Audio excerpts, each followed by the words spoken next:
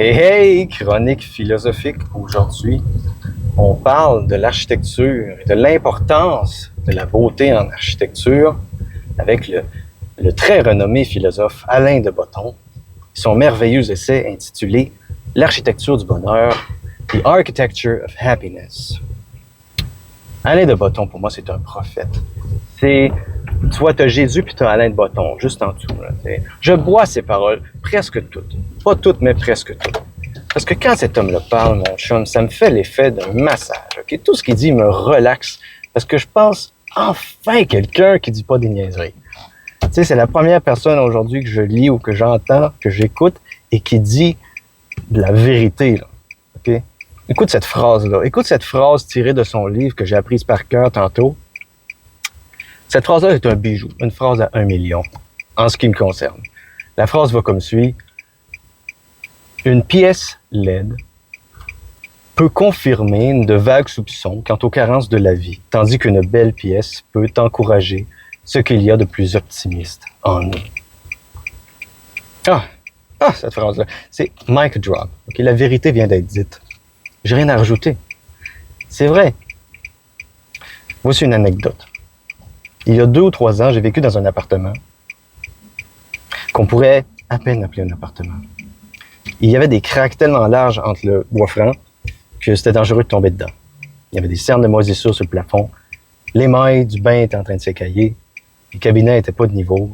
Le frigidaire rugissait plus fort qu'un tyrannosaure. Il n'y avait pas de grillage sur la hotte de cuisine. Les mouches rentraient. C'était open bar. Bref. 3 mois après avoir emménagé là, je me suis rendu compte tout à coup que j'avais même plus envie de vivre. Je suis comme, voyons donc, comment ça se fait que j'ai envie de sauter du balcon? Mais ça n'a pas pris longtemps avant que je me rende compte que la laideur qui m'entourait avait un impact sur mon moral, sur ma santé mentale. Hein?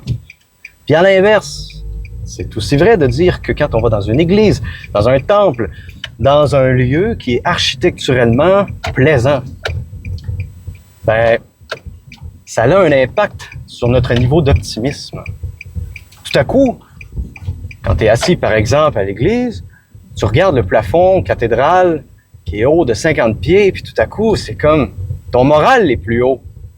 Tu te dis, peut-être je vais réussir à rembourser mes dettes. Peut-être que je devrais aller y parler à la fille qui m'intéresse. Peut-être qu'elle va dire oui. Hein? Peut-être que je vais m'en sortir. C'est ça que tu penses quand tu es dans une belle place. C'est ça, le pouvoir de la beauté. Tiens, une autre phrase comme ça qui me revient du roman, du livre d'Alain Botton. Il dit « Les bâtiments nous paraissent laids quand ils s'opposent à notre conception d'une existence satisfaisante. » Ah non, mais c'est trop bon, là. Une existence satisfaisante, tu vois, des fois, tu rentres dans une place, je sais pas, une vieille maison laide ou... Et là, tu te dis, je pourrais pas avoir une existence satisfaisante à vivre dans une place de même. C'est tellement vrai.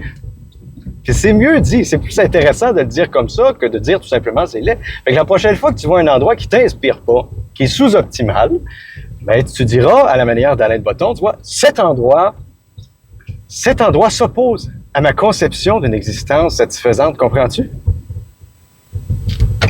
J'approuve ce message de notre cher Alain de Botton et je vous encourage tous à aller voir ses livres. C'est du bonbon. Bonne journée.